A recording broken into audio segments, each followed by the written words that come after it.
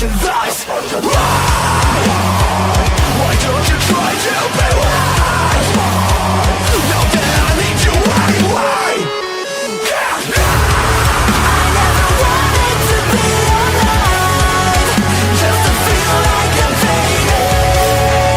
And though my heart breaks a beat down, I press the lens just to take you. Don't lead the way, don't leave the same. Then I draw with a telephone in the rain.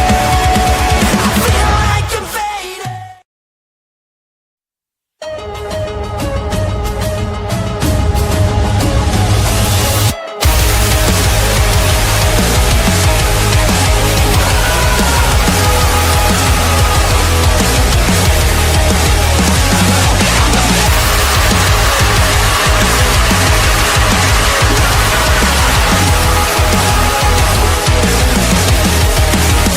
Look in the plan that I made. I mapped out every step in life to hit away. Left me here, unable to find my way. Who killed the plan? Again, I set my sights so high. I dreamed of skies so bright, but life is a changing tide. Let's face it, embrace it. Nothing happens the way I planned it. Unexpected arises. I'll give it up, baby.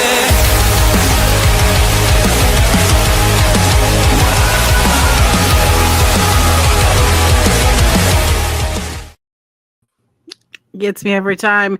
Welcome to the Honor Ramble. We are your co-hosts, your panel of beautiful judges, I guess, of such a wonderful, weird, wacky episode of Ring of Honor. I'm your host, Auntie Collins. We have in the middle Melball Collins. We got Collins squared, and we got a rogue, not Collins, Kyle Sparks. How's everyone doing tonight? I'm doing great today. I had a good afternoon of watching some fun wrestling. I was pleasantly surprised with this episode too. Had a lot of fun watching this. I was very excited about this. Especially when I first started, like I didn't look into any of the cards. I just saw what came out and I was like, Wow. hey, You went in blind. this is pretty. Oh yeah. Yeah. I find that with this company, that's kind of the best way to do it. Wonderful. Kyle, how's it going? Very well. This was we were talking before the show started, and we felt like this was a pretty easy watch tonight. This was a fun show. It was in and out. I had the clock at an hour 14. So we got 6 matches. It was a pretty tight show. We got a title match out of the situation. We got a little bit of movement at a couple of angles, and yeah, I'm ready to dive in. I'm ready to dive in, but to push the rambling, if you are here in the live chat, put if you've been on a cruise before, because I feel like I would get seasick if I was wrestling while. Well, is the cruise ship stopped? Like, are they stopped? Are they moving during this? I don't know. I wasn't there. I should probably text the where they Kimmy Sokol to see if the deets. I should have asked, but have y'all ever been on a cruise before? No. I've been on a whole ship before. Does that count? I've had to actually man it and like make sure we didn't die. Oh. It was very traumatizing, actually. It wasn't a fun experience. I would rather be on a cruise.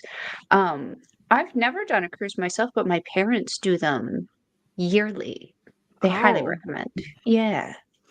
I feel like Usually like that. It is like an older, right? It's like an older person kind of thing, right? Yeah. Seems to feels be. like They it. love They love a cruise. Well, be sure, like, share, subscribe if you're on the replay. Hi, hello. We love you too.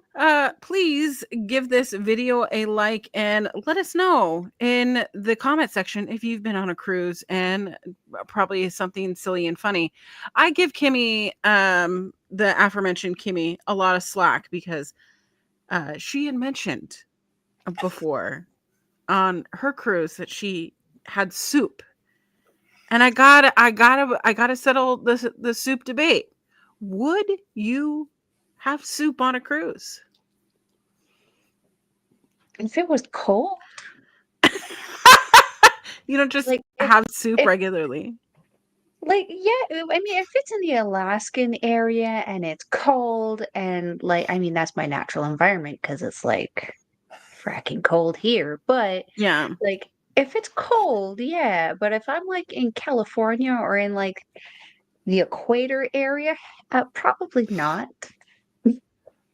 Probably Probably not. not. Yeah, this cruise was headed to the Dominican Republic, so I don't think that's It's not prime soup eating time, no, right? no. Is salsa soup? Plus everything I know about cruises is that it's buffets and big eating and big meals and big everything. And why would you do that with soup? Just, and I like soup. Soup has its place, but Mhm. and that place is beside bigger, better things. Like bread or pasta. I don't know what else do you have? Sandwiches. Bobby, Cheese, the yeah. overlord in the chat. I've not been on a Yeah. cruise, but I did go on a sub a long time ago when I was in England. Wait a minute, like a submarine, like a military submarine? Was it That's yellow? cool. Isn't that I code don't for think that something? stuff's legal in the UK. Oh. Wait a minute. Mm. Wait a minute. What are we talking about? What are we talking about? So my senior year, well,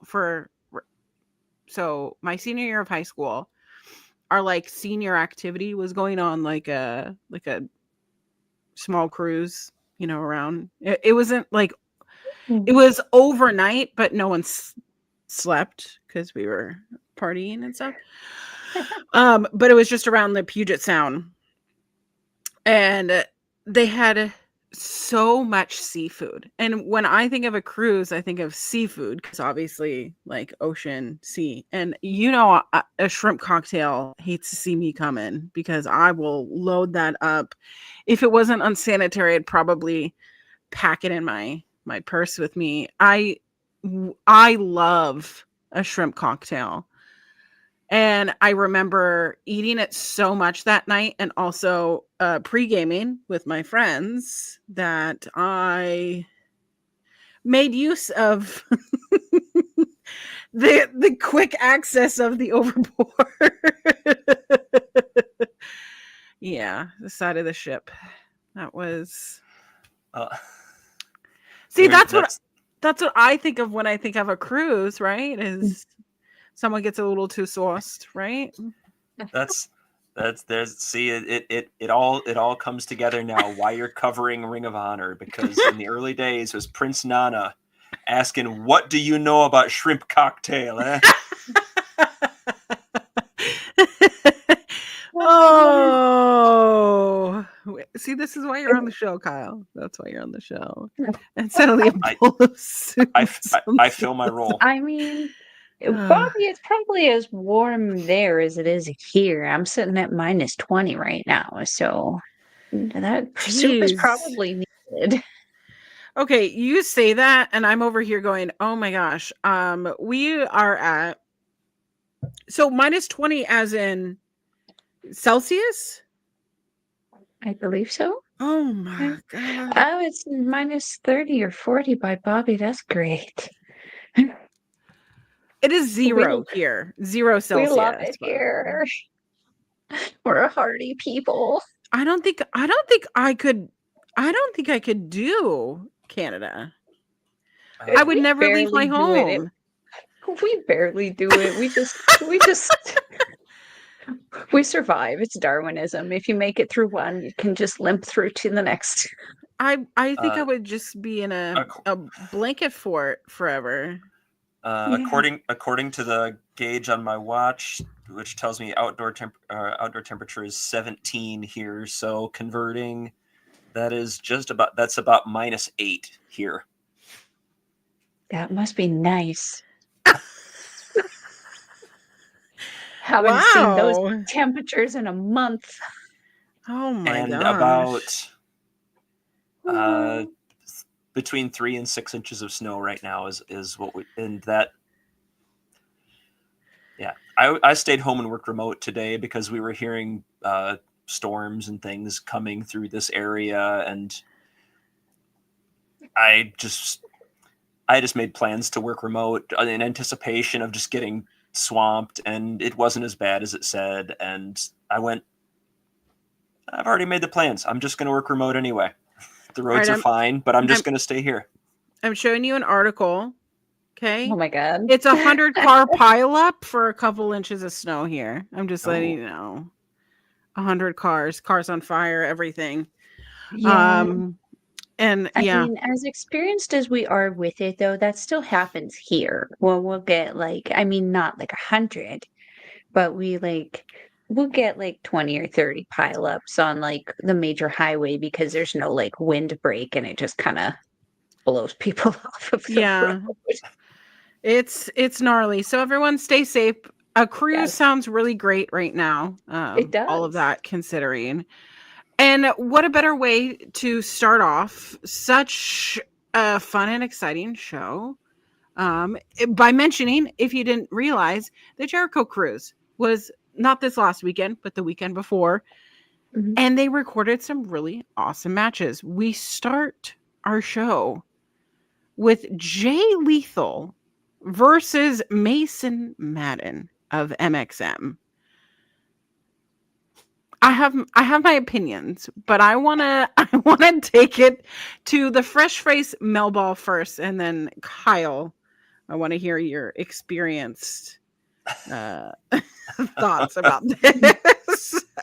I have a feeling they will be different, but yeah. Well, maybe, I don't know. I had a lot of fun with this overall, but we got to shout out Mansoor. Is that his name? Mansoor. Mm-hmm. It's pretty super impressive that he was able to freaking leap tumble into the ring in his trunks and not lose his flippy floppies. That I guarantee you, if I did that. Which wrestler is Matt Riddle? Is that the one that would let his shoes go off like that? Yeah, he kicks them off.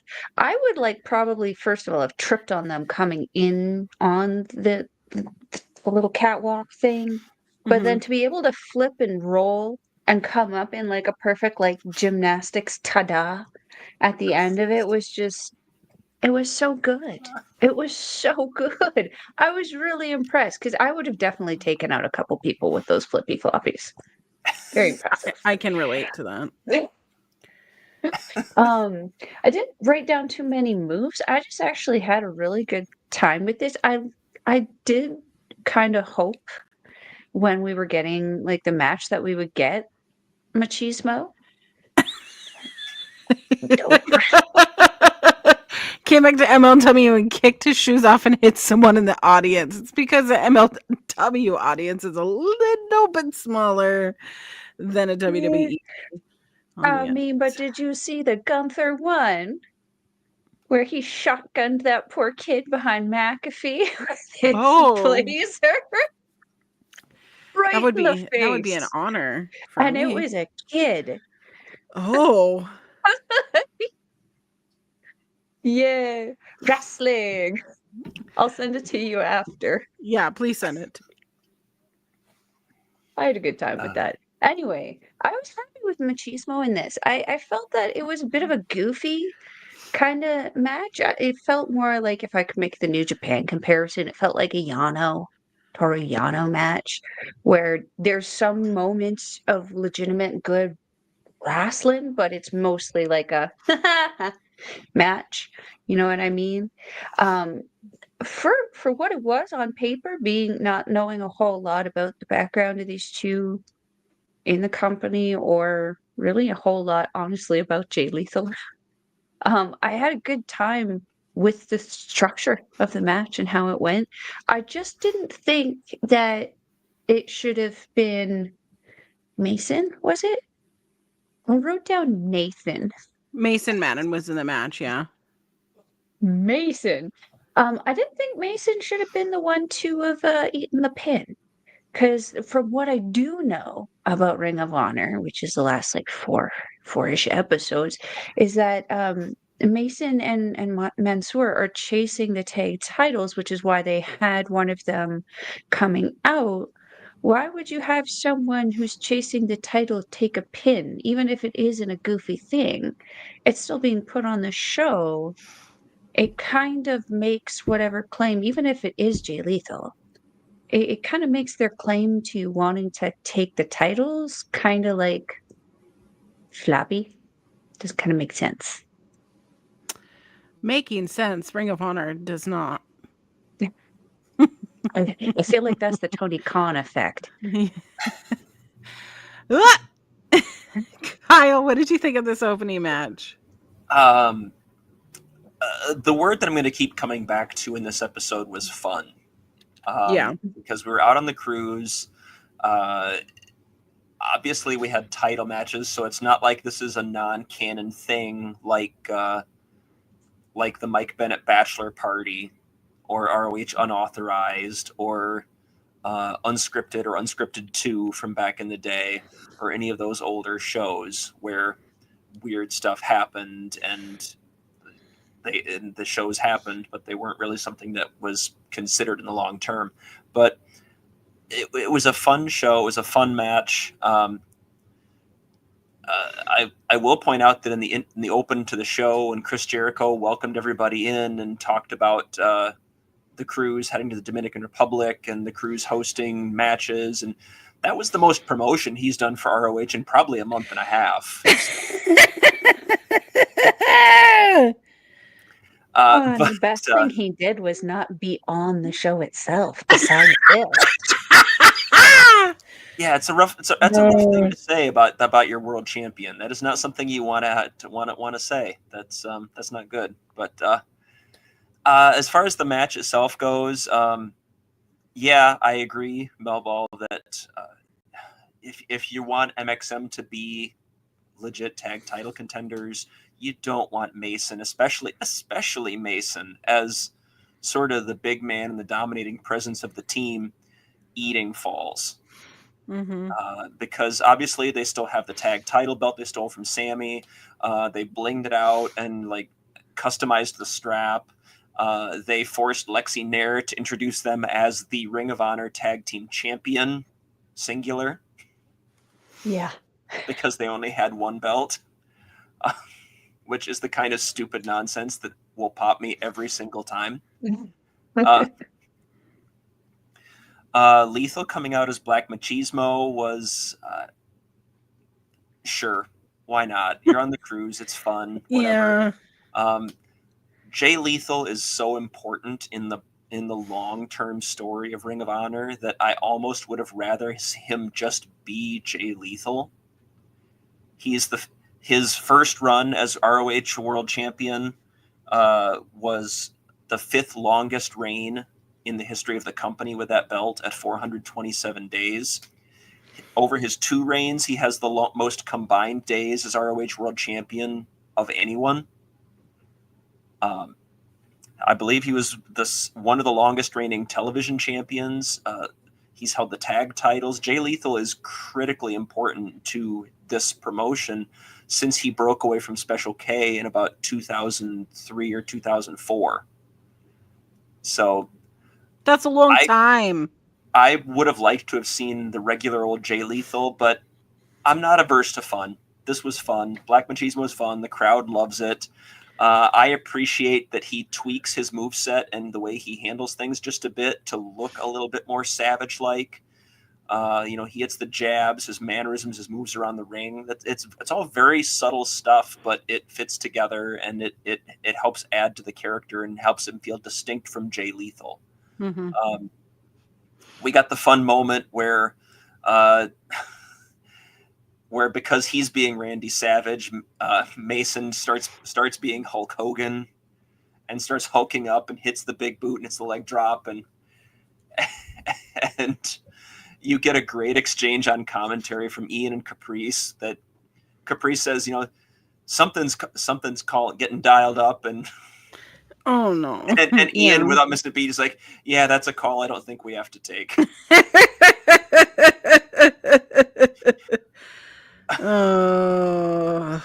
But no, commentary for this match was hilarious. Yes.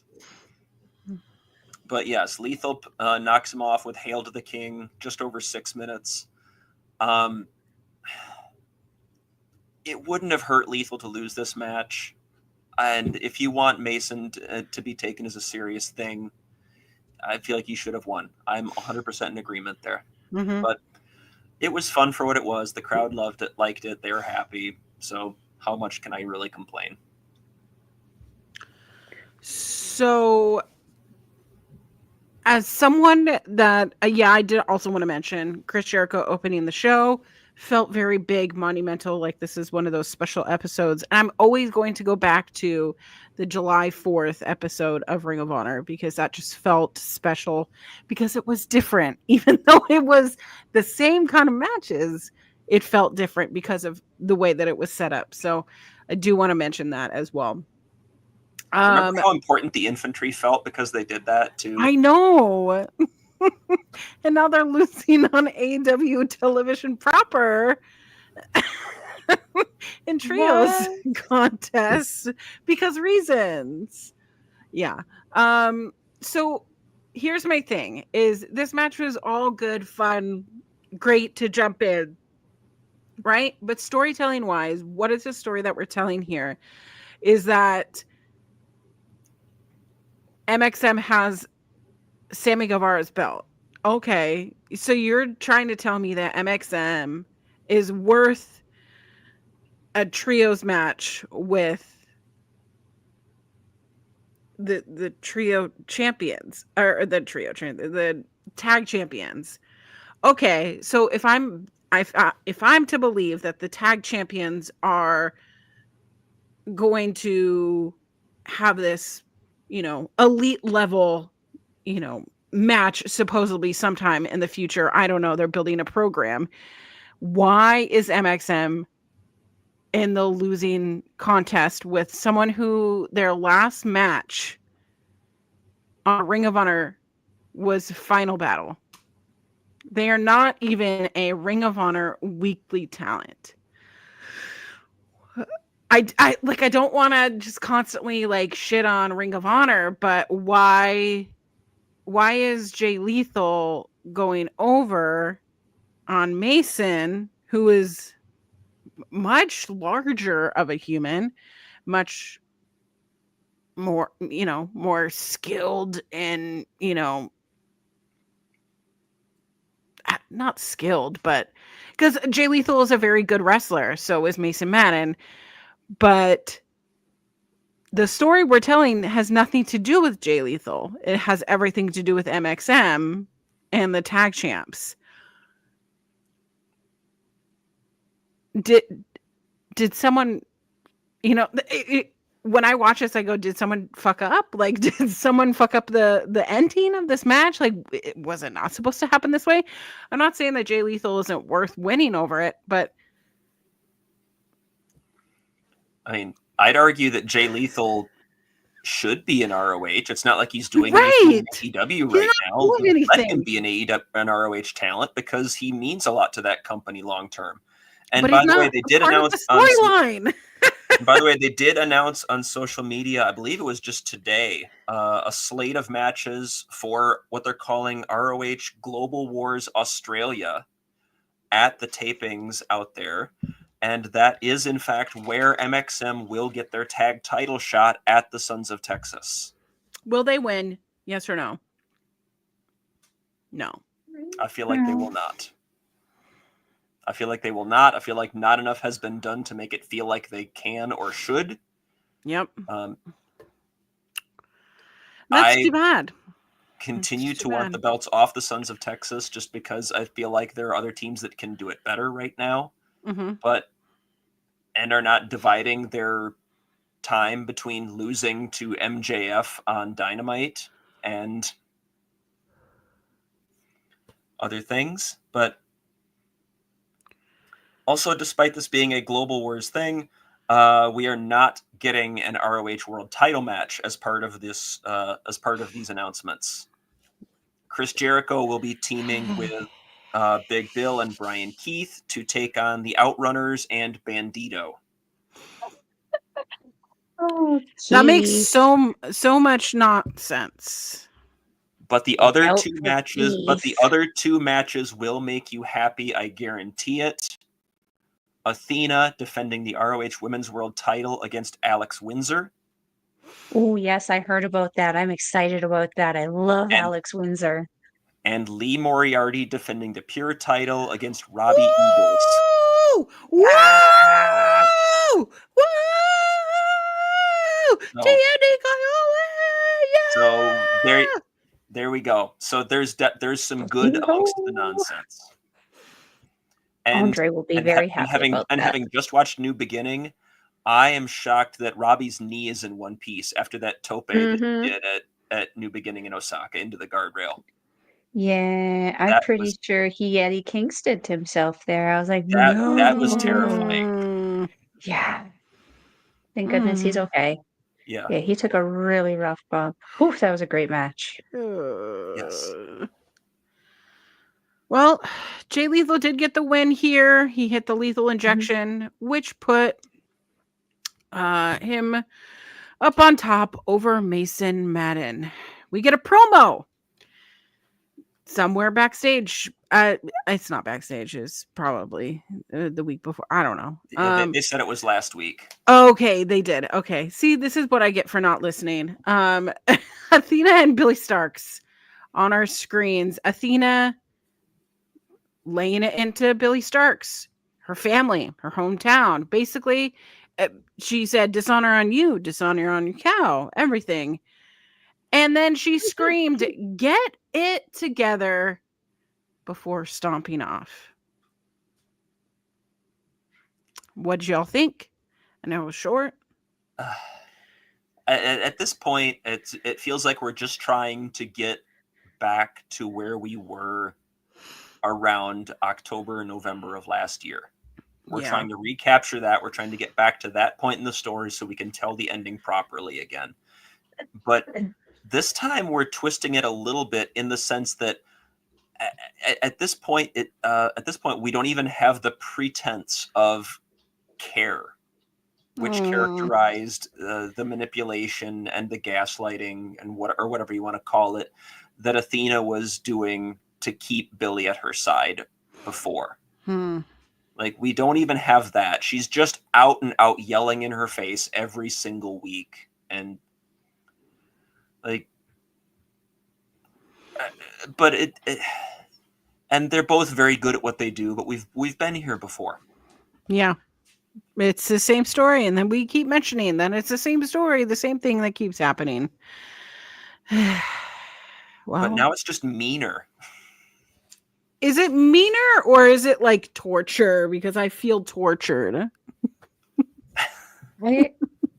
Okay, as someone who's just seeing this feud for the first time, I was like, oh, this is a natural, organic build to something. And then hearing you guys over the last couple shows, I'm like, oh, this is a second telling of the same frickin' story again. Yeah. I had kind of a light bulb moment as Kyle was kind of talking there. I was like, are we watching the natural evolution of a natural kind of narcissistic relationship where there was that niceness at the beginning of the gaslighting and the everything, and then it becomes more harsher kind of abuse as it goes forward that we're seeing with the yelling and stuff? It's interesting. It's interesting. It just is unfortunate. Like, I'm seeing it again as the first time and not knowing that this happened before. This is fantastic. But knowing that this is already happened and they shit the bed on it once before, and now they're trying to kind of like what? Trying to just kind of redo it again, like oopsie, restart sure from here. Like that doesn't sound good. I'm pretty sure one of the cardinal rules of pro wrestling is don't repeat the spot, but Unless no, the crowd wants it, yeah, and fair.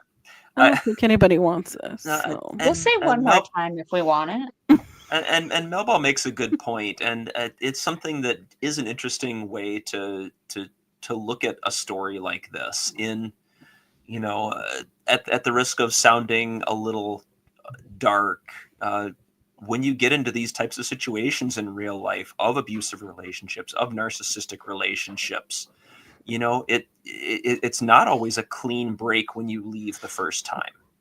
And in fact, a lot of times it's not. And you go back and it's the same thing, and you go back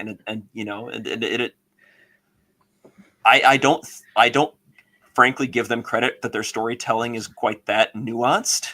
Yeah. But it's still something you could recognize. It's a happy little accident. Like a little bush in a painting, right? Well, speaking of happy accidents that have made its way into our heart, it's Harley Cameron. We are feeling the wrath next with Harley Cameron. Remember a couple weeks ago, I was like, I don't get this girl. I don't get a couple months now, I guess. I didn't get her. I was not on the Harley Cameron train, but she's grown on me, and she is facing Billy Starks. Hello. Welcome to the chat. Okay.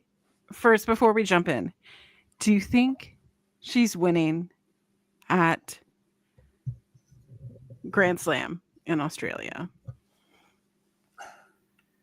Who's she facing again? Mercedes. Oh, no. You don't think so? This has been my favorite. This has been my favorite feud that Mercedes has been next to Chris Statlander. I would be sorely tempted to pull the trigger, but I don't think that they do. Mm-mm. It's going to be great, and it's probably going to be even like, because I felt the same way about like Harley Cameron as you did. I was kind of like, oh, fuck is this? She has this charisma that makes up for any, we'll say, shortcomings in the ring that are becoming few and far between the more I see her. She's clearly working very, very hard. And then she has this, like, she's seemingly been let loose. Like the muzzle has kind of been removed. She's got a song. She's got a rap. She's got a puppet. Yeah. Like, I'm like, girl, get on with your ADHD self there. Relatable. If I had the platform, I'd do that too. Go on with your bad self. Have fun with it. She's grown on me. I'm trying to figure out if that's a good thing though, because a lot of things can grow. That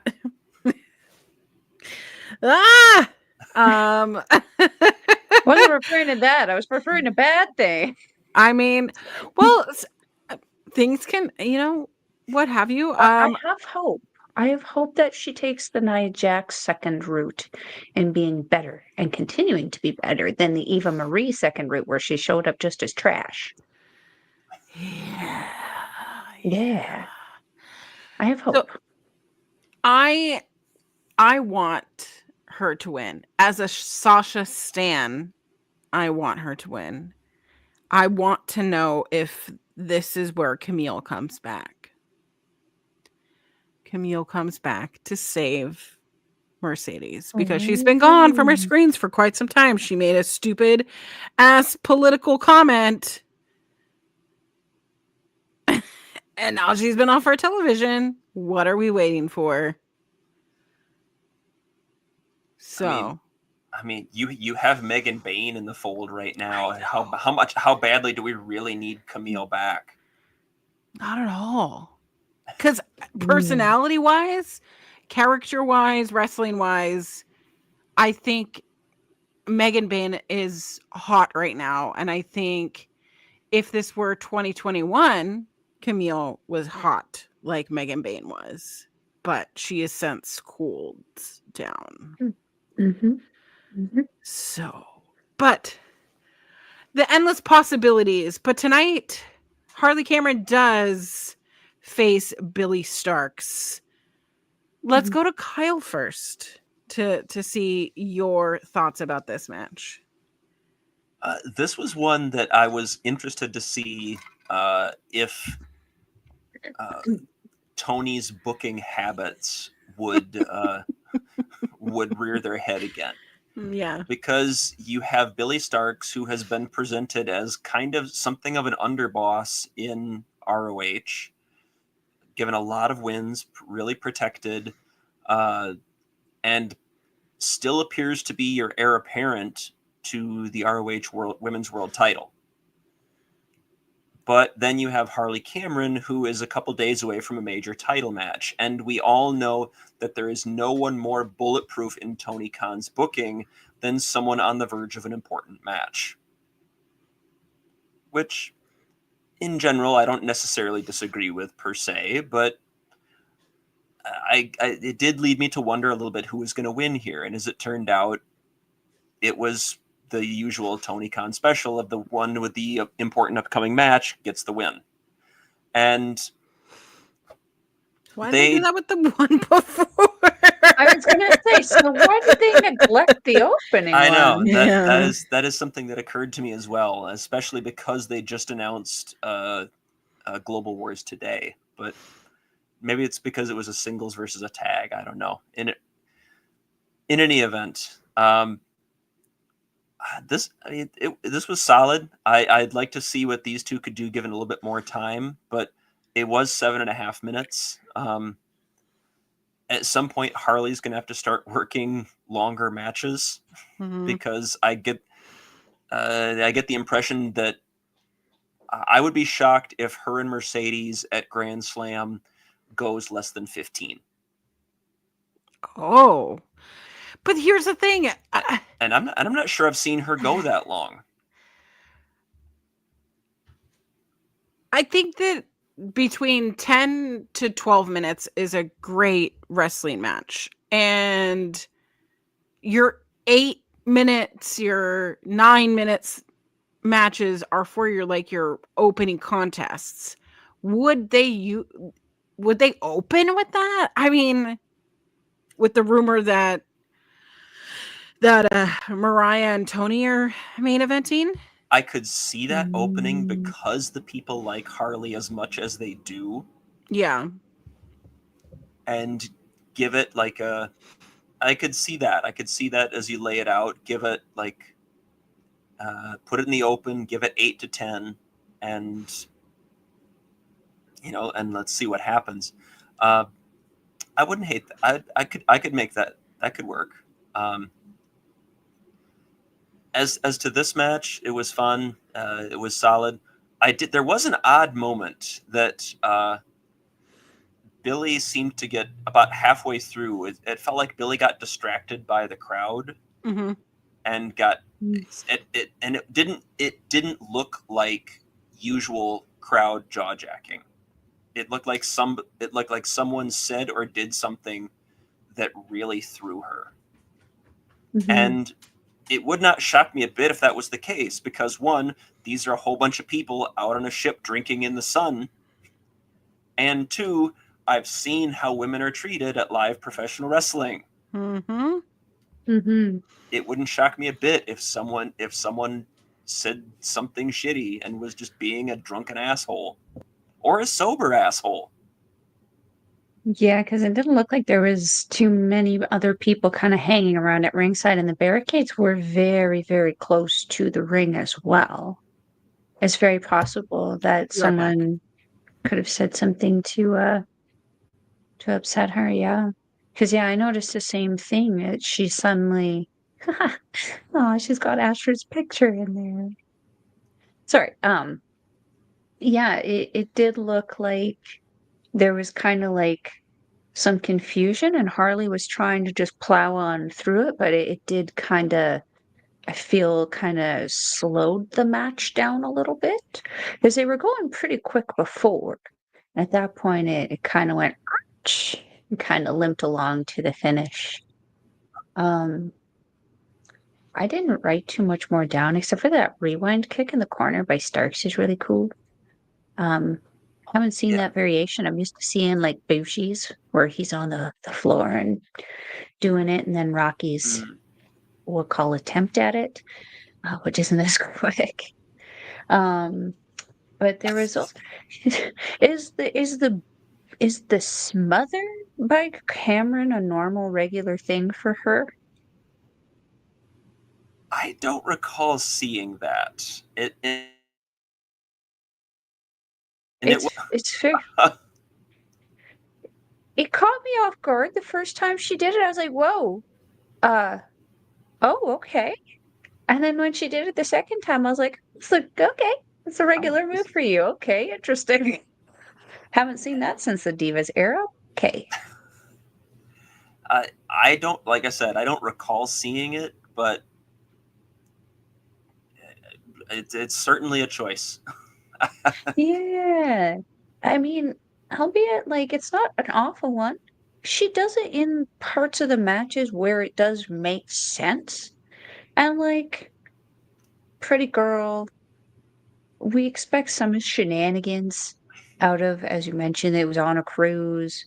Lots of it kind of gave me like local show vibes at sea kind of thing. Yeah, I could see that. Very, very house show vibes, kind of like where people are just going to cut loose. People are going to try to rib one another, and there were a couple of those that I felt like we had over the course of the night with Lexi Nair as their ring announcer too. Yeah. At one point, she announced Harley Cameron as from the Gold Coast of Australia, and I was like, Gold Coast is a city. Yes. But that's okay because we still love Lexi here. We do. We're very on board with Lexi Nair here. Later in the night, disco ball dress on. I absolutely loved it. Auntie's back. Yay! Sorry. So I'm at my cousin's house, and her dog Dublin came up to me. Dublin, who's had some spinal fusion done. Oh. So she was resting, and then I just see her get up and just look at me, and I'm like, okay, I guess it could be bad. So we just walked outside. There's about 2 inches of new snow out there, by the way. Oh. So a dog who's just had spinal surgery, having to walk them out there, and they get to do their business, and you get to hold their bodies, and you know, all the things of elderly dogs. But I mean, I would be very appreciated if someone was helping me be able to go number 2, you know? I feel that. Hold that in. Anyways. So I heard disco ball dress. Sorry.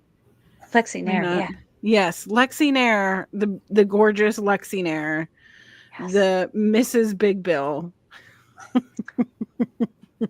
Is she dating Big Bill? They're married. Oh. Yeah. Nice. It's nice. Yeah.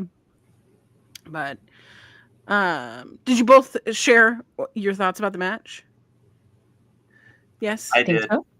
And yes. Melball, do you have anything else to add? Because I know I probably talked a lot. No.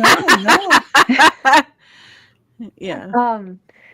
I didn't realize that Cameron was going into the match with Mercedes so soon.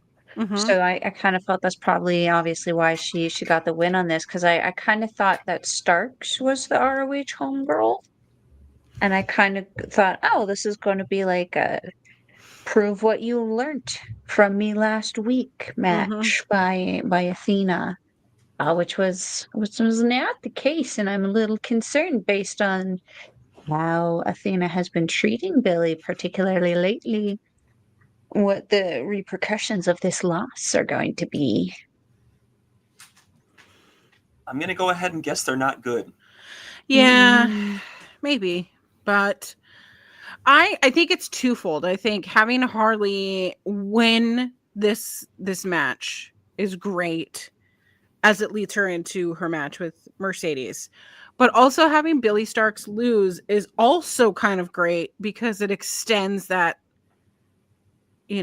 diabolical, narcissistic, abuser relationship that she has with Athena, which that was kind of the, area of contention when she lost the TV championship to Red Velvet. And we've kind of seen Red Velvet kind of elevate the TV championship a little bit. So it's twofold here, which I kind of like when there's actual plotting and planning. We are also seeing on our hands a cockier, more careless Billie Starkz. The just the side kind of things, the not finishing full moves, or not kind of doing some of the fundamentals that would be, this is how you take down a lower opponent and you finish the job. And I don't think that Billie Starkz has that focus right now. I think her frustration is getting the best of her, which I don't want to cheapen Harley's win because I really did like this match.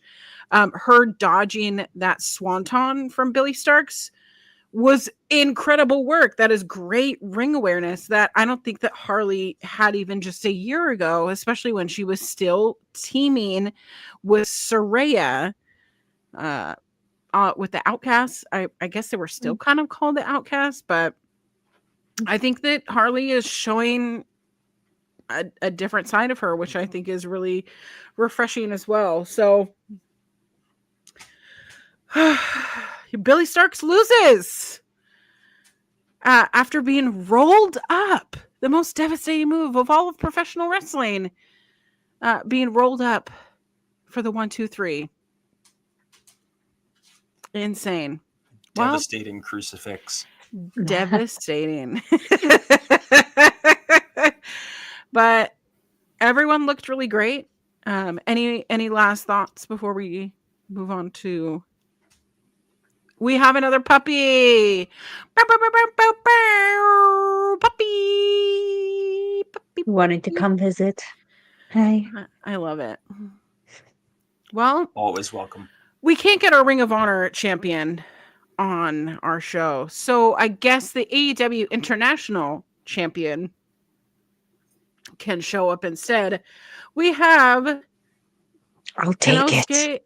Konosuke Takeshita. This is a title eliminator match, so it isn't an actual for the title, right? Correct. Because that's what the commentary was saying, is that it's an eliminator match, which I was like, oh, I guess I didn't realize that. But we see a returning Tommy Billington. That in-ring music, that theme, the entrance theme, it gets me every time. Puts me in the mood. Yeah. Hail Britannia. Is that what that's called? The Hail Britannia? That sounds right, isn't it? Yeah. I think so, yeah. It sounds right. I'm not in the Commonwealth like some other people here, so I don't know. We kind of ignore them. They're just on our coins. Come on. Tommy also wearing purple. All right. My favorite. Another you baby. Got a puppy? I got a puppy. Hi, baby. It's almost like he sees him. Oh. He's looking at him like, oh. Hey, where you going, Miss Lady? Where you going? No. Oh. We're not stepping into the things. Kyle, tell us your thoughts about this match. Oh gosh. Yeah, this was a rematch. They wrestled on Collision in July of 2024. Takeshita got the win with a power drive knee. I'm always gonna welcome Takeshita in ROH. One, because he's one of the best talents in the world right now, and two, Absolutely. arguably one of his biggest coming out parties as a singles performer was on that Battle of the Belts for the ROH World Title against Claudio a couple years ago at a taping that I was lucky enough to be in attendance for, which was a ridiculous match. So I'm always going to be happy to see Takeshita fresh off that win over Bolton Oleg as well for the Never Openweight title. Mm-hmm. Another great match. It really was. Yeah. And I had a note that several hours appear to have passed between the last match and this one, judging by the light level on the cruise. Oh, But yeah. that's the problem you get with pre-taping matches outdoors. Yeah. I had Takeshita producing a plastic spoon that he used to dig into Tommy's face. It is not exactly the ghetto fork that Homicide used back in the day, but that's fine. We'll roll with it. Did you hear what commentary was calling it? The paraphernalia. Yes. He's got the paraphernalia. I'm like, dude, it is a plastic spoon. Hey, we are one step away from calling it an international object. We are an international waters after all. Oh my god. A little thing that I saw Takeshita do that I always appreciate is he had grabbed a rear chin lock on Billington. They were both down on the mat, and Takeshita did that thing where he kicks his legs up into the air and crashes back down. That is, in story used to sort of tighten up the chin lock. And I'm like, that's such a great little thing. It's something that I remember seeing Ricky Steamboat do back in the day. It's that cardinal rule of always be doing something. Even if you're in a rest hold, always be doing something. And Takeshita nailed that. He understood the assignment, that was great. I just love watching Tommy Billington. I really do. Hey, little guy. This looked like it came up and started licking your brain or something. Yeah. It's like it's in your ear. He licks my headphones. Hey. There are dogs everywhere on this show. Hey, where are we going? Oh my gosh. Maybe I'll call our local SPCA and see if I can get a sponsorship deal hammered out. Every week have a puppy that's adoptable on Honor Ramble. Okay, but that's genius. That's genius. Right? Not least of which because we get to play with puppies. Yeah. That would be fantastic. Hi, little guy. But I love watching Tommy Billington do his thing. The intensity, the way he attacks the ropes, his strikes, it's just such a joy to watch. But as it turns out, all those homages to his uncle wound up being his undoing. He missed the diving headbutt, and then it was power drive knee, blue thunder bomb, ball game. That's kind of the thing that I like about Takeshita is that Takeshita will give you like an even keel match of you do one, I'll do one, you do one, I do one. The moment that you miss something, he takes advantage. And it was way before that he joined the Don Callis family. Blech. But even babyface Takeshita, the Cinnabon loving Takeshita, he does this thing that I haven't really seen in anyone else other than Kenny Omega, to be honest, is that the moment that you open yourself up like that by missing or showing any portion of weakness, they use that to their advantage to kind of get ahead and make their opponent at a deficit. So then they're having to struggle and flail around. I mean, matches that I've seen that happen with Kenny Omega in New Japan often were like even against his Bullet Club homies, just like, I know all of your weaknesses, and the moment that you open yourself up or make a mistake, I'm going to take advantage of you. And it is just so, I don't know, watching the rise of Takeshita has been like when my little baby eyes were watching Kenny Omega rise. I mean, what is this, 10, 12 years ago, watching the rise of Kenny Omega in New Japan, and now I'm getting to watch the rise of Konosuke Takeshita, and it's almost like he does it better than Kenny Omega. And he is not like a heel that's gonna completely squash someone of Tommy Billington's size. He knows that he can outperform, outskill him, but he wants to give him a good fight enough to where he makes that blow so devastating. But that was like one of the main things I wanted to mention in this match, is that I was impressed that Tommy Billington held his own for a while, considering he was out with that shoulder injury for quite some time. But it seemed a little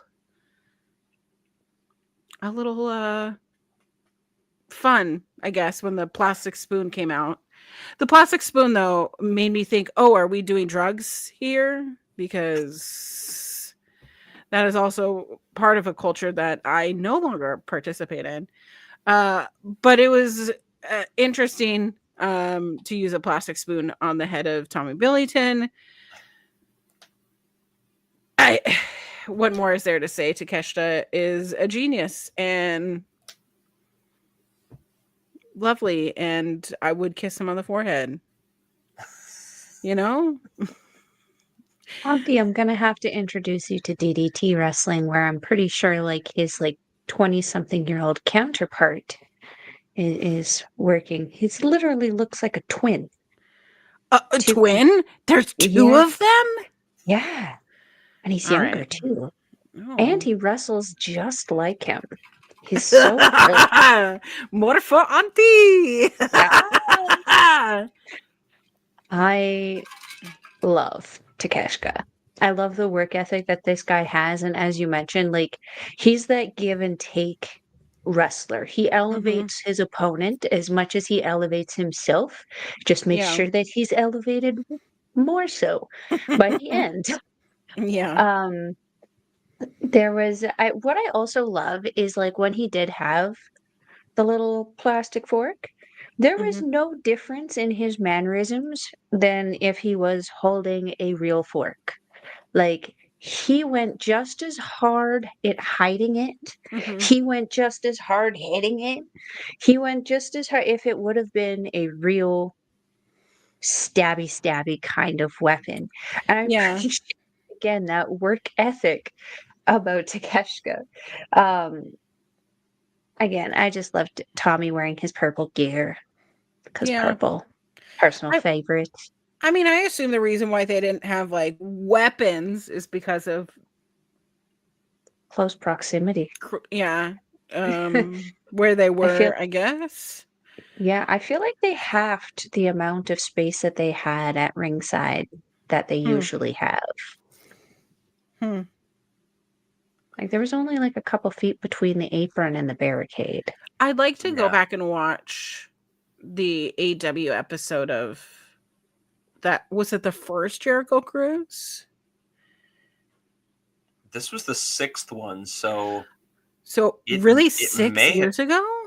It may have crazy. Been. It was either the first or the second. It was very early. Yeah. Well, are you talking about the one where Hangers and Omega won the tag titles? Yep. My friends are in the background. Well, my old friends. They are no longer my friends. Oh, downgrade. That's a bunch of trauma. They were my wrestling friends that I had been friends with for 15 years. And I had to sum it up, I had a disagreement, kind of like an explosion of tolerating misbehavior from someone in the group for way too long. And I had mentioned it, and then I was told, give us the benefit of the doubt. And I said, I've been giving you the benefit of the doubt for too long. And then they all collectively decided to unfriend me on all social media. Oh. And these are like 30 to 40 year olds. Jesus. So I go to check social media and going, oh, nobody's friends with me anymore.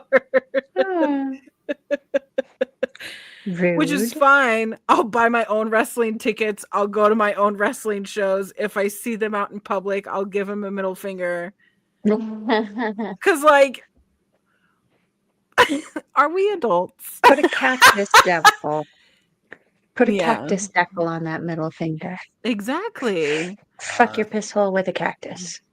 But they go on all those cruises and stuff, and they can do that. All right. Do we have anything more about this match? No, but look who's in the chat. Astrid. I missed my Duolingo yesterday. It's okay. The owl is dead. But here's the thing. It freezes your whatever. So I don't miss my streak technically. So I was like, okay, cool. But I woke up at like the icon on my phone is like the owl with X eyes now. Yeah, it has the X eyes. Too many passive aggressive notifications. Someone took care of the problem. It's kind of fun though. If too much passive aggression can kill you, then 85% of the Midwest should be dead by now. But I sent her a nudge at like 2 a.m. and when I had done my Duolingo, so sorry about that. It gives you a freeze when you got a streak. Well, guess what? I have a 94-day streak, and I'm really glad that it saved my streak. But if you don't know, what you don't know is Astrid is constantly sending me passive aggressive nudges. That's like, yo, you gonna do your Duolingo? And I'm like, give me a break. It's in the middle of the day. Am I gonna do my Spanish lesson in the middle of my workday? I could. I mean, I was really she dedicated. probably speaks French better than I do. Listen, Astrid is going to just be the multilingual. Queen of everything. You know, she's going to be bringing, wrestling Espanol, wrestling Francais, wrestling everything to the channel. Astrid around the world.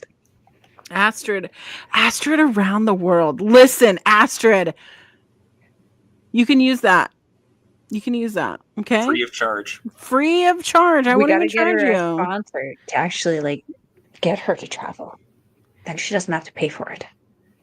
Exactly. I like that. She's our booker. Get on that. I'm sure you can find some kind of travel startup, and that would be. Let's make this happen.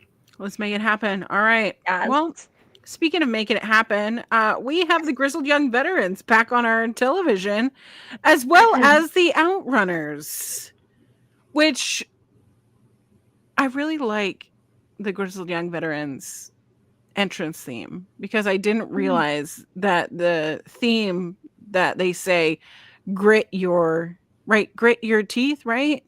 Is that what it? Yes. And I was like, oh, I like that. It was like really like, ooh. And I was like, okay. However, it's the Outrunners, so we kind of know who's going to win. Right? Yes. And for some reason, the vibe of the Outrunners during this match, during their entrance, everything, it just kind of fit the mantra of a wrestling cruise. Like, it was like the perfect amount of trashy, but like the perfect amount of like wacky. I don't know what the everything is. It was a comedy. It felt like a comedy match. It was like all of those people in that crowd that bought those cruise tickets. They were all Outrunners fans. Sorry, I yawned. But I mean, I felt like I just needed a drink and a pool or a hot tub, you know? I'm surprised that they don't have people just sitting in hot tubs watching these wrestling shows. That's how I would love to watch a wrestling show, wouldn't you?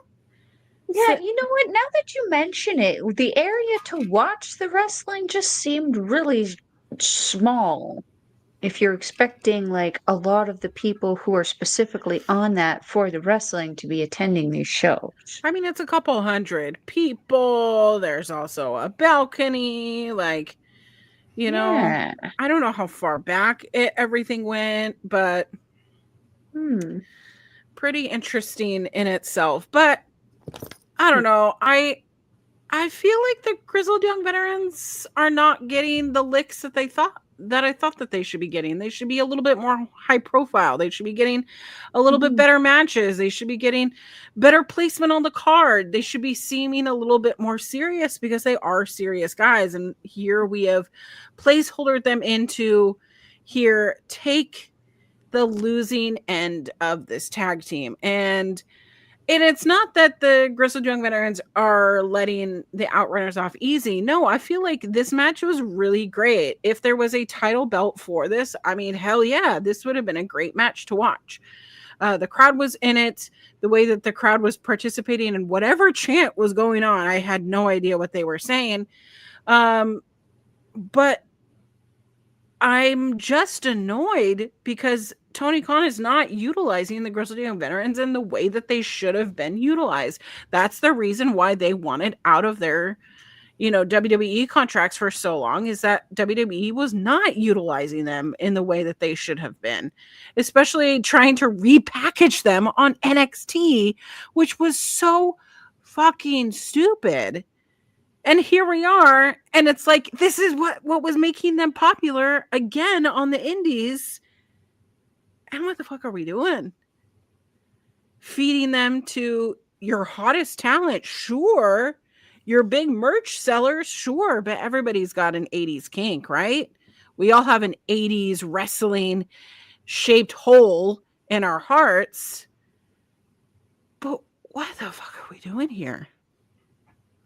I want to get y'all's thoughts. So, whoever wants to go first, Melball. Yeah. Yeah. I get the appeal of the Outrunners. Sure. But like I feel like it's like the pizza guy. You remember that fad that Tony Khan brought in? Tony the pizza guy. No, Oh, man, it was Tony Luigi something or other. He was a thing on the indies for a hot second, and his gimmick was literally wrestling pizza guy. What? He was be spinning the pizza. I got to watch the love of my life, Mitch Clark, fight him. It was a thing. Luigi Primo. Oh. Yeah. So I get it. Like, I get why people like these extreme gimmick things. For me, seeing the Outrunners have a few matches was all well and good, but like, it concerns me that they're picking up wins. Because next week they're going to be like, well, okay there, partner, we deserve to be in the tag title picture. And it's like, kindly no. That's what the grizzled young vets are for. And I'm disappointed because I thought they were gonna stick around with New Japan's strong brand for a bit when they won the strong titles. I was happy because it was the West Coast Wrecking Crew who took the titles off of them, and we've been waiting for those guys for a bit, but it was odd the first defense that the grizzled young vets would drop it and then suddenly be off. Yeah. AEW. Yeah. That being said, though, like, I do appreciate, is it Truth, Magnum, and Turbo Floyd? Yeah. Yes. Sounds like toothpaste, to be honest. Yeah, it really does. Like the whole combo. Truth Magnum is the toothbrush, and Turbo Floyd is your mouthwash. Like, Oh, a very simple but effective routine for your day-to-day use. But mm-hmm. uh, I do enjoy them, but like I feel like it's kind of run its course for me already, and I'm waiting to see something else. What, Mr. Boyd? And I feel like there's not going to be a something else. I feel like these are like, hey, they're the number one merch sales until they're not. Guess what's on your television? And I'm okay with it because they're not giving me bad matches. Right. But I don't look at these guys and go, yeah, they could represent the best of the best in the tag division right now. Absolutely. Because, well, no. Even just in a few shows that I've seen a lot better tag teams. So I'm like, why? You guys don't even go here. I mean, you know who Why? also was the number one merch seller tag team at one time? The Acclaimed. Look where they Didn't are. they just break them up? They did. Yes. Rightfully so, because fuck Matt Caster. Max Caster. Is that the rappy one? Yeah, Yes. that's the Okay, yeah, I don't like him. the poop butt one. Who continues to try to be an edgelord on social media and is just generally gross. For no reason. Ew, what? What? We'll have to talk about this. I like gossip. I'm nosy. Mm-hmm. Yeah. Is there something? Was there anything else on this one, Melball? God, no. I will say I looked up in my count in straight 2-on-2 in straight tag matches since they arrived in AEW in April of last year. Mm-hmm. Going into this match, Grizzled Young Vets are 4-3. Wins Like over 50%. 4-3. and this loss 50%. tonight makes them 4-4 in AEW and ROH since they arrived. I don't think I like those stats. I wasn't a big fan either, but this is technically the rubber match between the two. Each have won once over the other. Both on AEW programming. Grizzled the Vets, GYV defeated the Outrunners on Rampage in August of last year, but lost to them on Collision in October.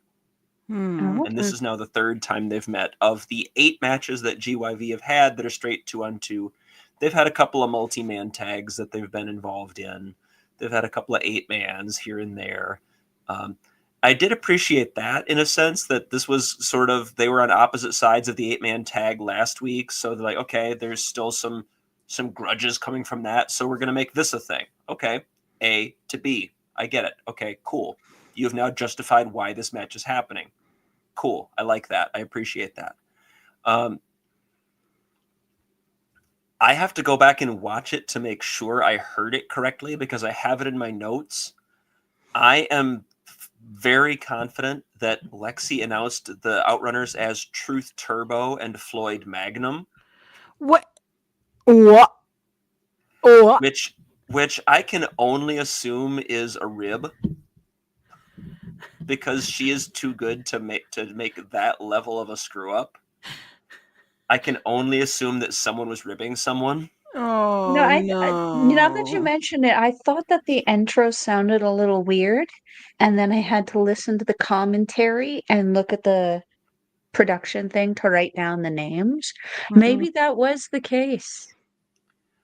I'm funny. giving Lexi the benefit of the doubt because we love us some Lexi Nair, and I'm just assuming that given the general house show silliness vibes of a lot of the rest of the show, that was somebody ribbing somebody. More than likely, then. That's what I'm going to say because I would hate to think that kind of a screw up actually happened.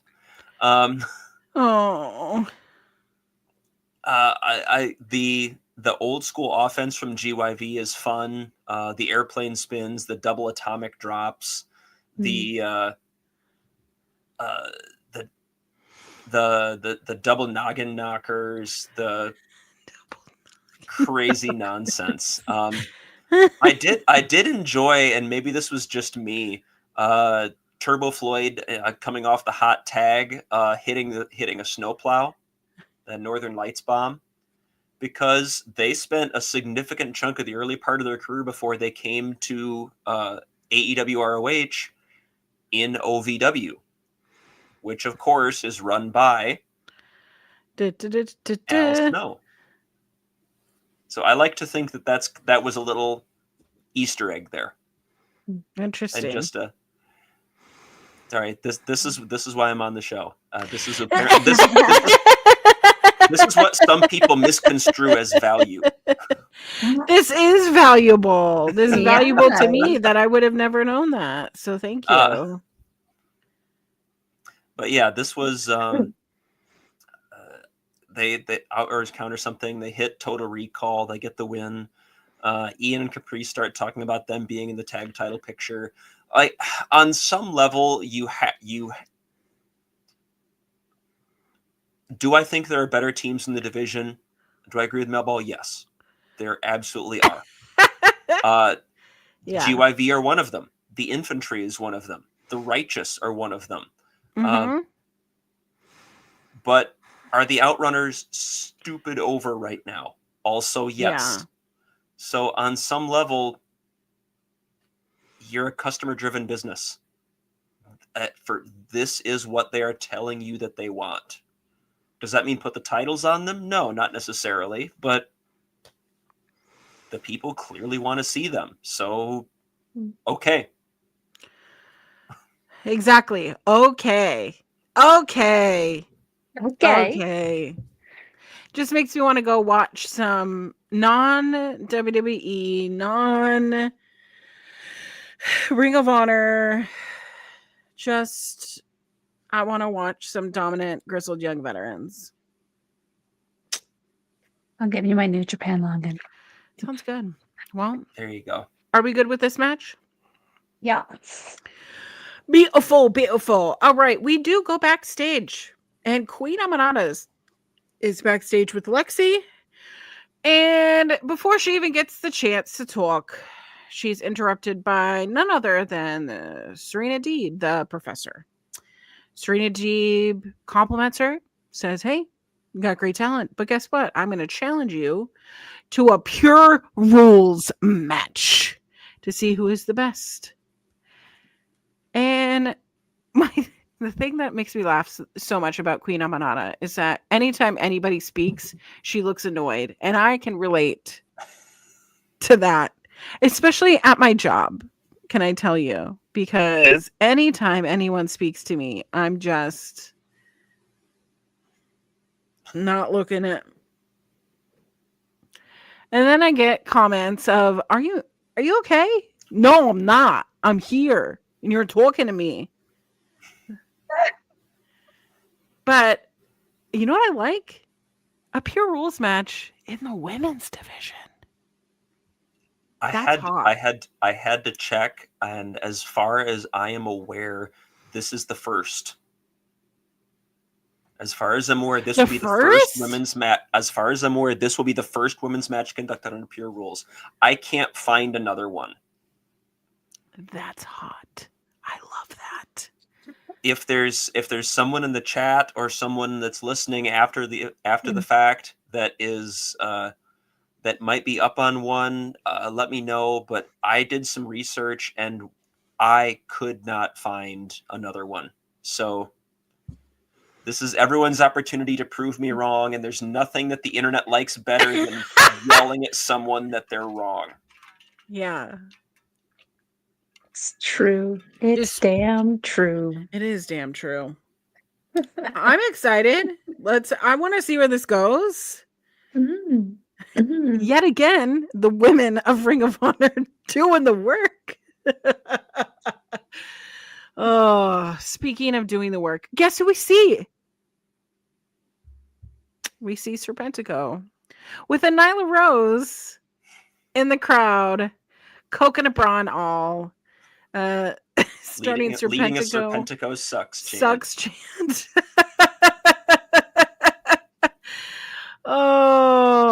he faces the asshole Ricochet, which The asshole. I want that in his lower third. The asshole Ricochet. Okay, I know that someone has done this before, but why aren't there more signs that say Ricochet? Ricochet. Ricochet. That's so easy. They're probably confiscated. My mom actually thought his name was when she first saw it. But I swear that I've seen it during his feud with Will Ospreay. I saw it one time. Most likely, yeah. I need more. But I mean, especially now that like places are really pushing that PG rating there. I mean, kids swear. They're exposed to it. Yeah. and let's be honest, shit is probably the lowest kind of, what am I trying to say? The lowest concerning word to be saying. Yeah. Probably. Well, what are your thoughts on this Ricochet appearance in Ring of Honor? Kyle, tell me your thoughts. Well, Ian said repeatedly throughout the night that this was Ricochet's ROH debut. And if you want to get technical, I knew it was coming. it was not. Yeah, it was not. He was. The argument hinges around whether or not you believe dark matches count. If you believe dark matches count, then no, this is not Ricochet's ROH debut. That would actually go back to 2009 during Survival of the Fittest in Indianapolis, the year that Tyler Black won it all. 2009, Jesus. Ricochet was in a 6-man teaming with Bobby Dempsey and Kyle O'Reilly. Against Aaron Scott, Sean Schultz, and Tommy Mercer. On a dark match before the Survival of the Fittest 2009 show kicked off. But that was an ROH show. So do we consider that that counts or not because it was a dark match?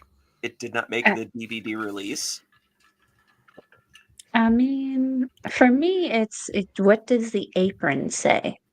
If the banner on the side of the apron says Ring of Honor, guess what, my boy? Guess what?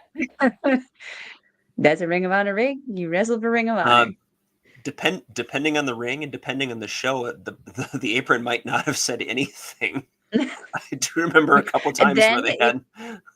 Yeah, nothing. Then if that's the case, then the entrance ramp would have come out under an ROH logo regardless. But even if the ring apron was, love how we're getting technical with this. We are. That's. I am that kind of pedant. It's fine. But no, that Survival of the Fittest was a fantastic group. Let's take a second. All the people that just entered the 2009 tournament. Colt Cabana. The first round match is Colt Cabana over Kevin Steen. Roderick Strong over Rhett Titus. Tyler Black over Kenny King. Claudio Castagnoli over Petey Williams. And Chris Hero over Kenny Omega. Oh. I knew some of those names. I knew more of those names than I didn't. I love Kenny King. I just want to love Kenny King. That's all I want to do. I would very much like for Kenny King to be back on my TV. Unless he does not want to come back or is doing something else with his life, he would be an instant top level guy in Tony Khan's ROH. Easily. Was he the guy who was with Los Fascion Ingobernables? He was. Okay.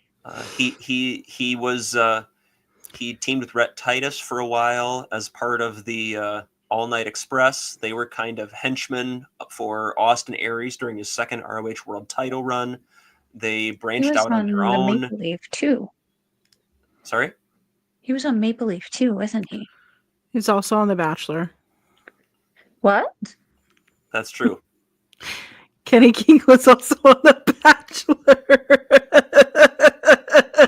Wow. Wait, The Bachelorette. That's the girl Yeah. one, right? Yeah. Yeah. Bachelorette. Yeah, where he's one of the boys to be picked. Okay. Mm-hmm. See, I bring that knowledge, and then and Collins brings that.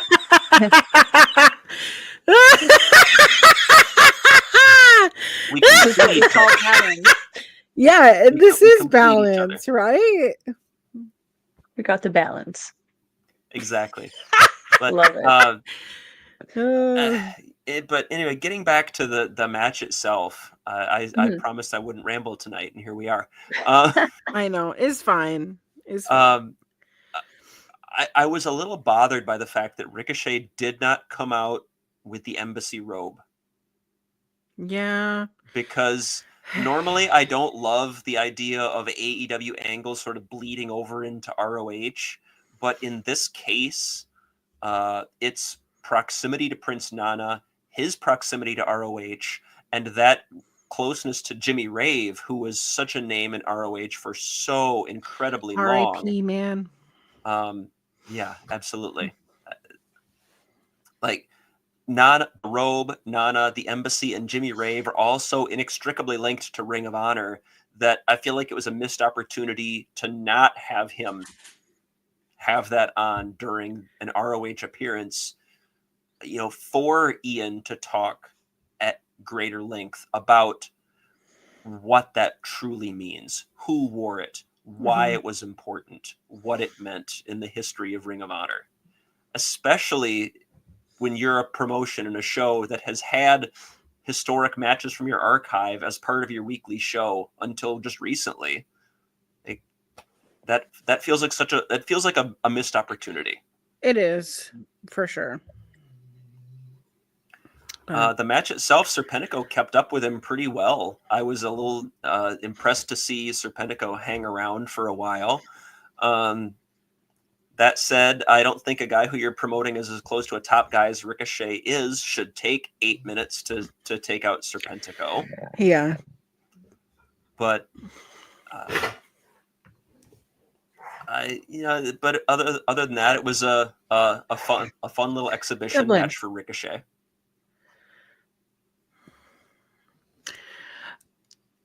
Yeah, 8 minutes was kind of long. I didn't really think that it took that long. However, I was so Melball, I was telling Kyle earlier that I was watching the show while I was working. The moment I clocked out, it was like 30 minutes was still needed to go through. So this is the point that I had laid down for a nap.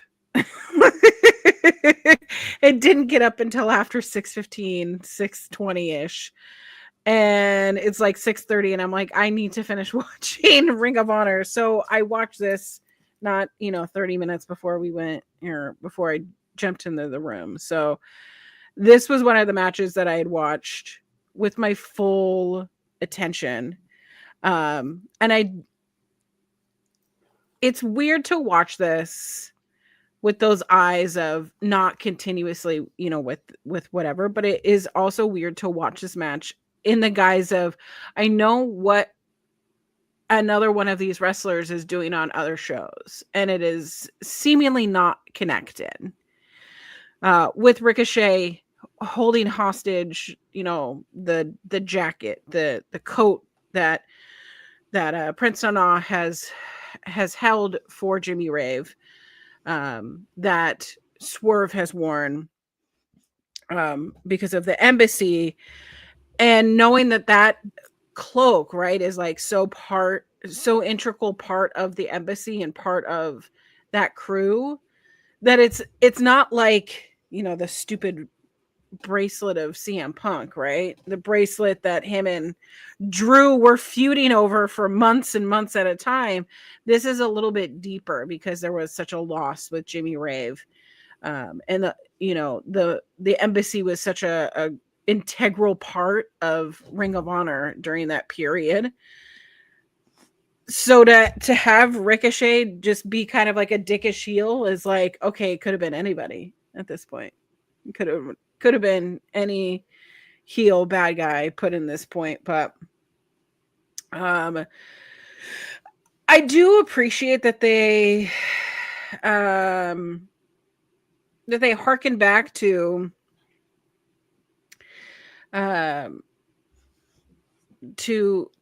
those things, but here, unfortunately, there is a disconnect because the Venn diagram of people who watch AEW weekly television and the people who are on the Jericho cruise is a circle at this point. The people who watch Ring of Honor is definitely a circle at this point. But there was a point in this match where, like, I don't know, it was just like a Serpentico losing again. And that's fun for us to watch. But I don't know. Could have been more, could have meant more. But Melball, I want to know what you think. I didn't know about the whole jacket thing. So like for me there was already a disconnect from AEW, which is probably not a good thing. As like you said, Jericho on both ROH and AEW, they're gonna know what's going on. They're gonna know what's happening with this. I wonder if maybe it was an issue with the ringside thing, because again, the ringside area looked terribly small. I wonder if they just didn't have a place to put it or someone there to take it if he did wear it out. I don't know. But overall, I felt that this match was pretty good. I felt that Serpentico also did keep up with Ricochet pretty good. And I think the reason why this took so long is because Ricochet wasn't necessarily just focusing on the match. There was a lot of in-betweener stuff where the crowd was beaking at him and he was definitely letting it get to him. He would go off to the side, yell at some people be booing him, he'd be yelling back. There was a lot of in-between stuff that added to the length of this, which it really does, show the experience that Ricochet has. He's been doing this a hot minute. He always did this in New Japan when I would see him as well. But like, could have been maybe a little less. I feel like he was maybe looking for it almost at certain points, which made it feel a little unnecessary. Otherwise, in ring, I thought this was really, really solid. Just disappoints me to know that there could have been some build on this with that just simple addition of that jacket that I kind of missed. Mind you, I don't also watch AEW, but it could have been a way to get me interested in it. It's a missed opportunity. For sure. I do have to say this crowd obviously is there for a wrestling cruise, so they are a little bit more in tune, a little bit, obviously. If they're investing a couple $100, if not $1,000, to go on this cruise, whether it's they bought plane tickets to go, all the things, right? They fully invested into this. This isn't just going down to my local arena, spending, $45. Like this is an investment. So the crowd was a little bit more in tune with it. So I kind of was hoping that there would be a little bit more depth, but I like how Ricochet antagonizes people. He's like flipping off people and he's actually getting like wrestling fans mad. Because I think at one point the camera had panned to someone in the crowd like throwing their drink, which is like, those are expensive. What would Right? make you so mad to get rid of your Alcohol drink? abuse. So I don't know. I think that Ricochet is doing a great job. Excuse me. So but it was kind of a throwaway match. But I'm glad to see Nyla still being a hater after all this time. Some people can really hold the grudge. I love it. Well, we go into our main event.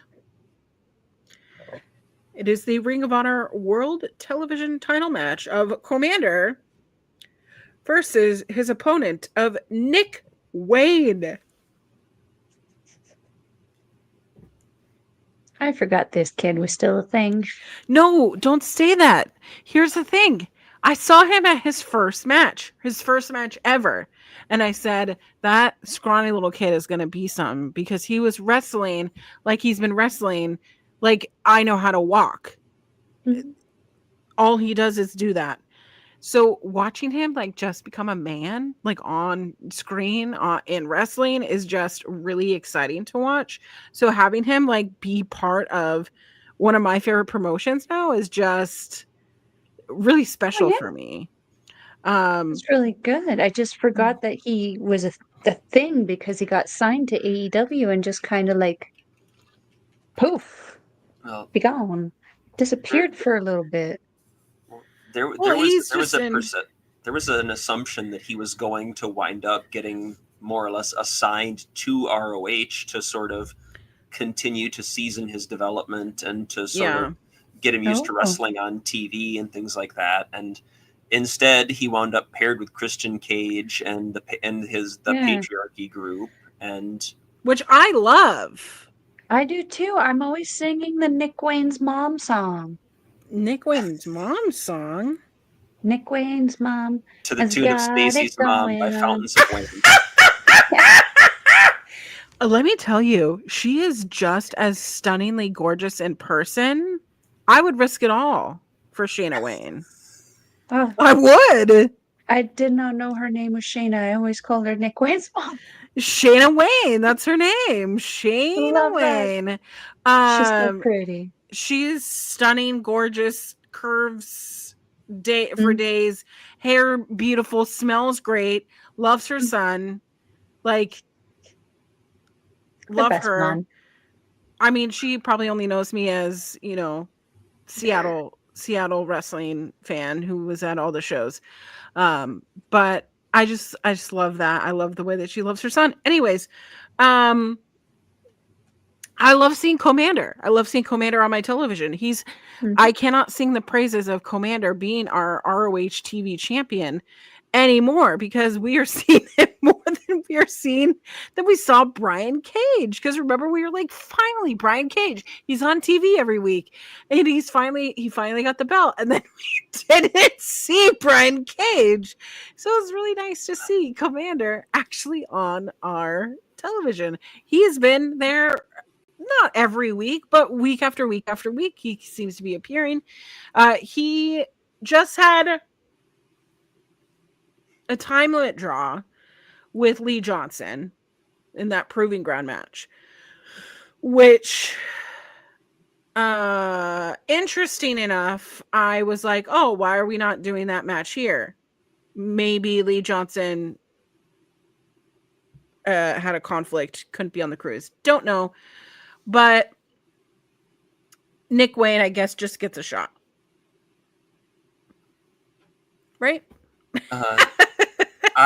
There it is. I was looking up the social account Lucha Blog reported a week ago that AEW is advertising the Commander Lee Johnson World TV title match for the Collision taping in Houston that is happening. That actually has happened. The taping in Houston that was from last week. Oh. I haven't read any spoilers, so I don't know if that has already happened or not. I don't read those, but it looks like they advertised that as being a thing at the Houston taping. Oh. That'll be So exciting. Interesting. my assumption would be that look for that sometime in the next couple of weeks. Yay. As for this, it was another really fun title match. I had this at a little under 9.5 minutes. They could have kept going, and I thought it would have been fantastic. Yeah. These two meshed with each other incredibly well, Mhm. and I would love to see what they could do with some more reps and a little bit more time to get used to one another. They did mesh well. The part of me that is very much a guy that makes weird references to things that happened in history that no one really cares about anymore. It occurred to me Nick Wayne's second father, Christian Cage, does have a very, very brief history in ROH himself. He did show up for 2 shows he did do a double shot weekend in May of 2006. At the first show, How We Roll, he teamed with Colt Cabana in a dream partner tag against Bryan Danielson and Christopher Daniels. Shit. And then the next night, Cage lost to Christopher Daniels at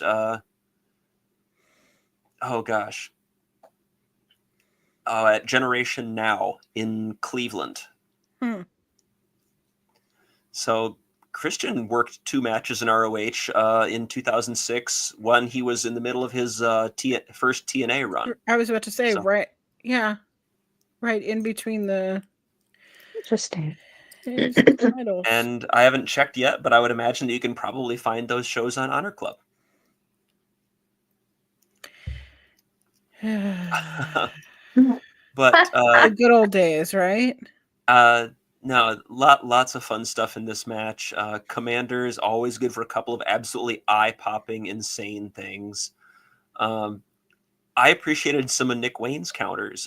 Commander goes for the springboard to the outside to the rampway, and Nick catches him with a boot to the gut and just plants him with the DDT on the rampway, and continues off with that for a while. We got to see Nick Wayne do his very best impression of former Defy champion Kenta. Oh, my heart. Mr. Kenta in a better place. Wait, he's not dead. Kenta's not dead. No, he's in Noah. He just lost the title on Friday.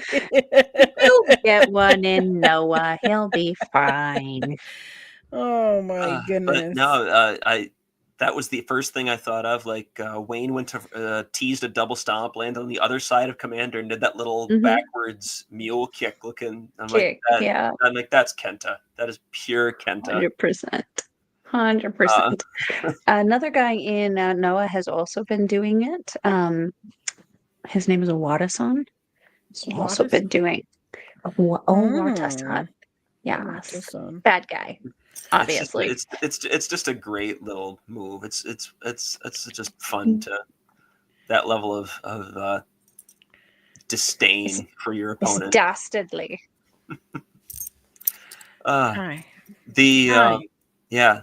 Commander at that top rope springboard, moonsault onto the ramp, just countering the Wayne's World into a destroyer was just absolutely absurd. Like the body control that Commander has to do some of the things that he does is absolutely otherworldly, and it's awesome to get. I'm enjoying getting to watch this title reign as long as it lasts. Hi, do you have a thought about this match? The babies. Hi. I did appreciate the end after the destroyer when Commander put on the hat, and the commentary was like, "Commander's the captain now," and I was like, I appreciate that joke. I understand that reference. Logged that one away. This was a really fun match. As Kyle mentioned, these guys are very quick, very, very flowy together. I was sitting there going, these guys are like water. They just effortlessly flow from one thing to the next, to the next, to the next. But it doesn't feel so effortless in that it feels that dreaded F word, fake. It was very organic. It felt natural. It just kind of moved very, very well. Had a lot of fun with it. Really, really great way to kind of end it. Again, I had realized I hadn't seen Nick Wayne in a hot minute. I was a big fan of him when he was with Jordan Oliver, the Young, Dumb, and Broke. Yeah, those guys were cool.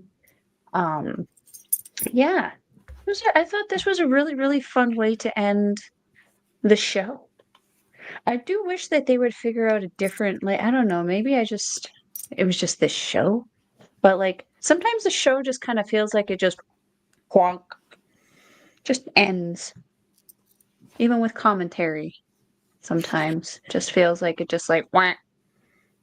But otherwise, this show, really, really fun show. This makes up for the 100th show.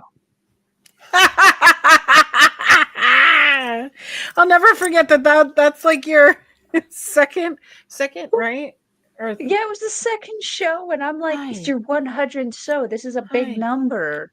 Hypothetically speaking, it should be like your best show. I had high expectations for it.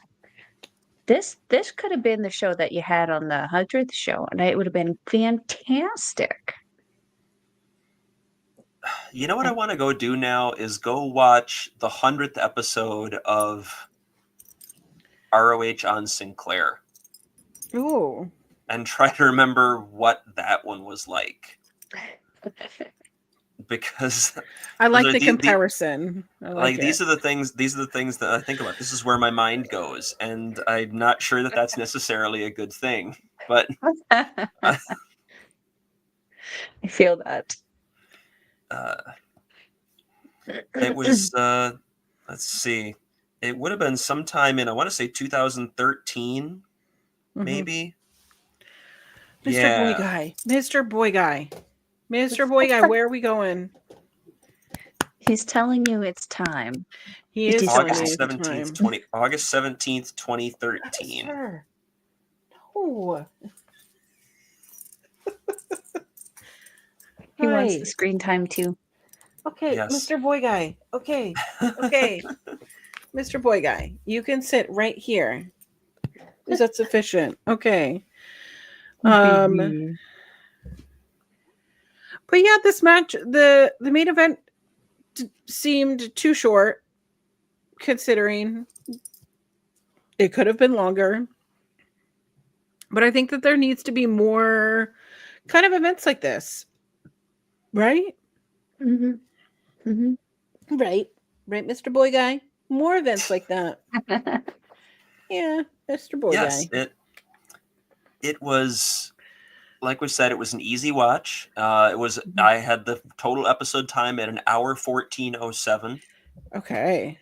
46:06 in ring, 62.1%. Average match time 7:41. Oh. Everything had time to breathe. You could argue that some of them had a little bit too much time to breathe. I probably would have taken 3 or 4 minutes away from Serpentico and Ricochet, and probably given that to Commander and Nick Wayne, for instance. Right. But like this is kind of what I want out of ROH. I'd like a few more substantial things to be happening to be pushing some stories forward. But this is a tight hour of wrestling. Get 5 or 6 really good solid matches out, advance some things, get a title match in. Like, it feels like it's starting to find its groove. And I really, really don't want to jinx that. But it's... All I can think is Emperor's New Groove. Don't throw off his groove. I'm sorry, but you've thrown off the Emperor's groove. Sorry. All right. Any final thoughts for this episode? Do that we more of haven't this. already said.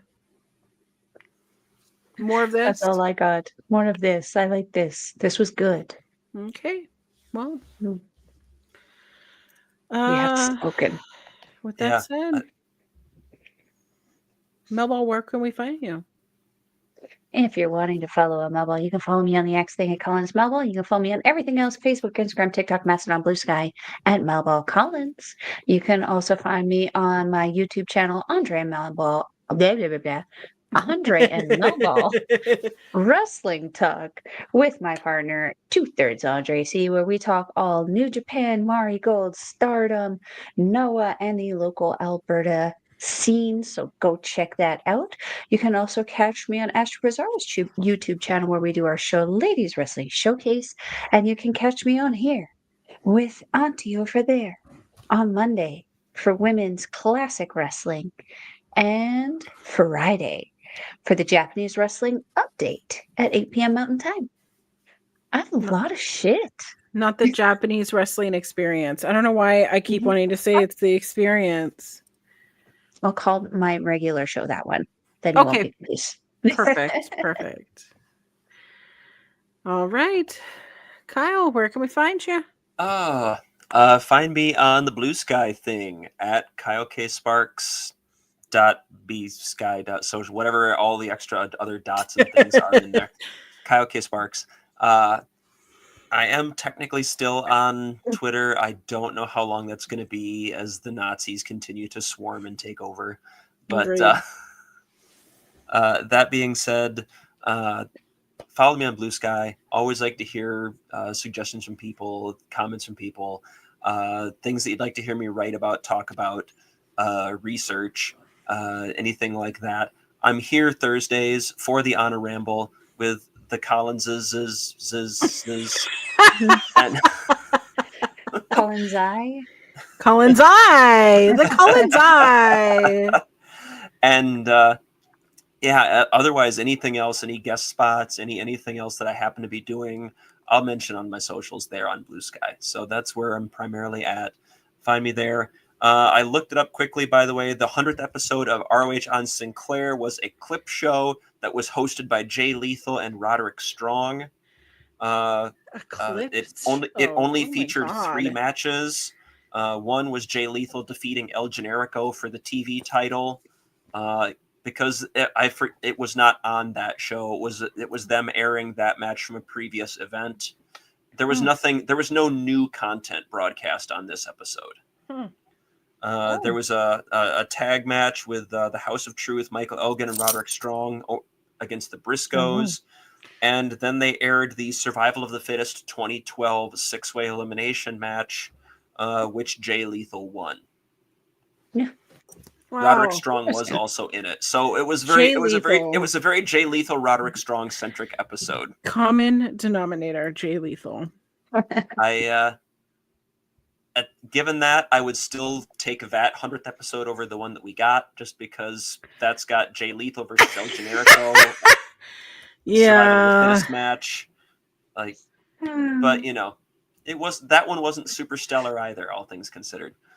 Anyway, follow me at Kyle K. Sparks. I'll talk all sorts of nonsense. You might actually be entertained by maybe a fraction of it. I'm entertained by all of it. And if you want to follow me, I'm everywhere. There is a social media _ for your auntie. I am on OLE Mondays, Thursdays, and Saturdays.